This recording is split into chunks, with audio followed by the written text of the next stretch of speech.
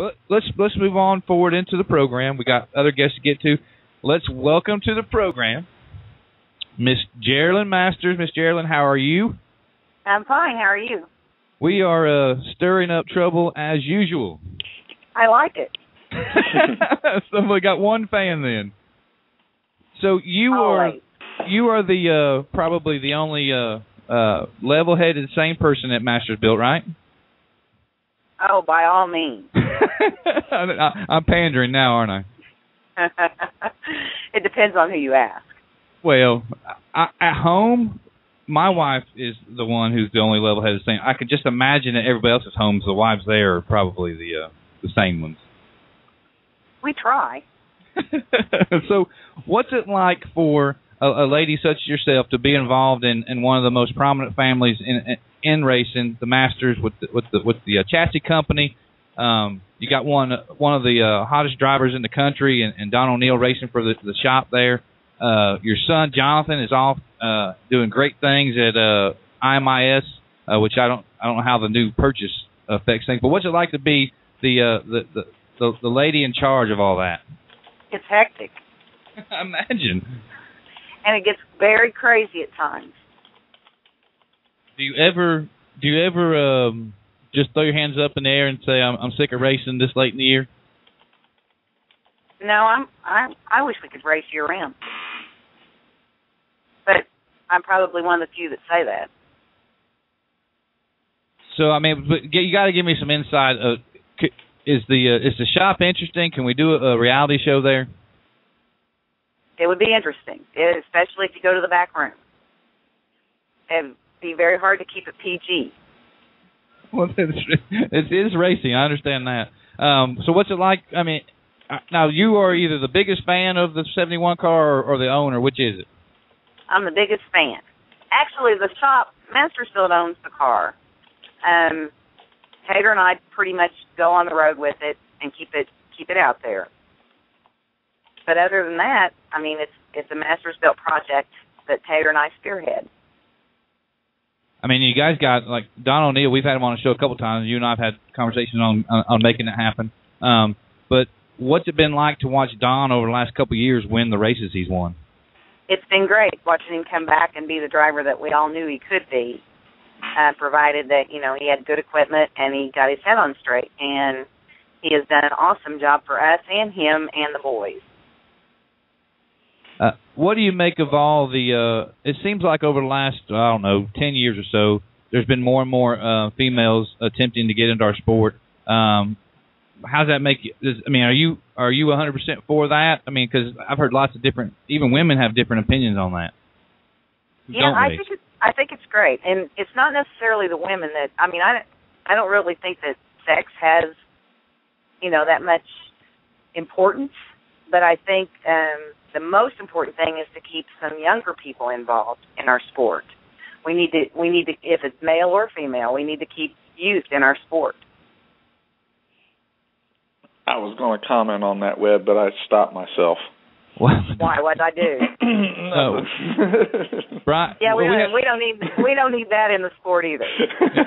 Well, we had Jack Hewitt on. I'm sure you're well aware of Jack Hewitt. Yes. Jack Hewitt, he... I was having a Hewitt moment. I'm choked up right now.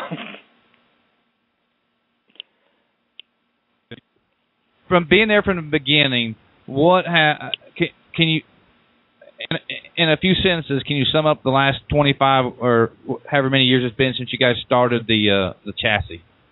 It's been a wild ride. But, it's nothing that it's just... unbelievable life. Our life is probably the best that anyone could hope for. We make a living at our hobby with our friends. There's, what more can you ask for in life? Oh yeah, definitely. And this is what I get to do personally. I mean, there's days where it's more work than you ever imagined it would be. But at the end of the day, it is something that we're all a part of and we love, and it is hard to call it work on most days. It is hard to call it work, but I watch my guys, and they, especially this time of year in our jig room, they're pounding them out. This is build season for us, and they're in there every day. You know what I mean? And then I see Tater and our crew on the road all summer long at 900 degrees in the shade and doing what they do best, you know. But it's a hard life, but it's just great because you get to share it. And, you know, we have friends, lots of friends, out, you know, on the race tours or whatever. They may not drive our stuff, but they are still our friends. You know what I'm saying? That at the end of the day, that's not what matters. Yeah, and I think that when you go to these races, and if you need something, and you guys are around them all the time, you probably can get it at the drop of a hat. It doesn't even matter what it might be. Right. Everybody, especially like on the Lucas Tour, which we've been involved with now for a while, everybody there is sort of, you know, helping everybody else out. I mean, it doesn't really matter if they're, you know, in one of Barry's cars or a Rocket or whatever, or Scott's. It doesn't matter. If we've got it and they need it, they come and say, hey, can I have this? You know, I'll get it back to you. And Tater, you know, he's the first one to say, yeah, I think I've got one. But that's not, you know, it doesn't even come to play when you're out there driving around every weekend. A couple of years ago, you guys lost someone very important to the shop. Can you talk to us about him? Yeah. He was important to the shop. Mark had been a part of the shop and a part of the Jackson County, Indiana race scene for many years, and Cindy and I, we every day we're mad at it. He left us. I mean, it's a huge hole. We can't replace it, and it's just not, you know, in our shop. It's throughout the racing community here and all our friends here. We feel it every day. What was Mark's last name? I remember his first name was Mark. Yeah. Now, Mark I was there. I was there a couple years ago, and you guys have a pretty big, or used to have a pretty big banner of him. Is that still hanging in the shop? It sure is. Yeah, now, right there by the office. And also, too, if anybody's friends with you on Facebook, everybody knows you're a big fan of the cruising industry. Or do you guys have any more off-season cruising to go on? We just got off our cruise. Oh, you just I see. Yeah, we just got off the cruise, and it was great fun. What's it like to get Tater away from a race car? Does he know how to relax, or is he drawing on napkins and doing setup? Yes, all the above. So you can't get him away. And I guess but I'm not going to tell you what it is he was drawing. Oh. Do you get mad about that? No, I'm used to it. Honey, it's been 28 years. Well, see, I've been trying to tell my wife she'll get used to it, but she still isn't. What is there anything that I can do to help that along? Just give it time. Just give it time. Give it time. She'll come around. Either she's going to be there or she's not, right? No, she'll come around. Well, I'm working on that part, but she says that I don't stop. She says the only thing she says she hears me talking about racing in my sleep. Tater does that. He does do that. I'm not lying to you. He does do that. Well, we've had see, that I must be on that. I'm on the right path. What I'm telling you is you're normal. Oh, don't say that, Jerilyn. Do not say that. He's normal in that aspect. Do not. Don't even confuse me with normal. That's not now, fair. Listen, I almost got some credibility from someone from Masterville. Well, there you go. But, you know, my credibility is really low, so I would really don't put yourself on a pedestal because it came from me. It doesn't matter. All I need is just a little bit. Okay, I can make it grow. He's going to. He will play that recording to anybody that will listen. Did you hear him say that? Yeah. What's it been like? Go ahead. I say our life is very busy and it's very full. And our daughter Katie is a senior this year, and it's for her. It's probably been the hardest because John, by the time Tater started racing the car, he was already grown and on his own and starting his own life. But with Katie in high school, there's been some things that Tater's had to miss and stuff, and that makes it hard on her. And that's the downside. But that's about the only downside. Well, we've also had, and I know he's not your son or anything, but we also had Cody Mahoney on the show. What's it like to watch him kind of grow? He's like a son. They're all like our son. That's what I meant. But what's it like to see him kind of grow, and not only as a crew chief, but also as a racer through your guys' shop? It's awesome. We've known Cody for a long time, And he is just, I mean, he's just like extended family for us. Of course, everybody at our shop has been there so long, that's what they are. And it's great to see, you know, him evolve and become a good racer. And when he won a couple last year, we were all cheering him on. You know, we weren't with him, but I was sure cheering him on. I told him we need to get Don out there and there's some funny gloves Don makes him wear so he can see him. Yeah, so he can see him, yeah.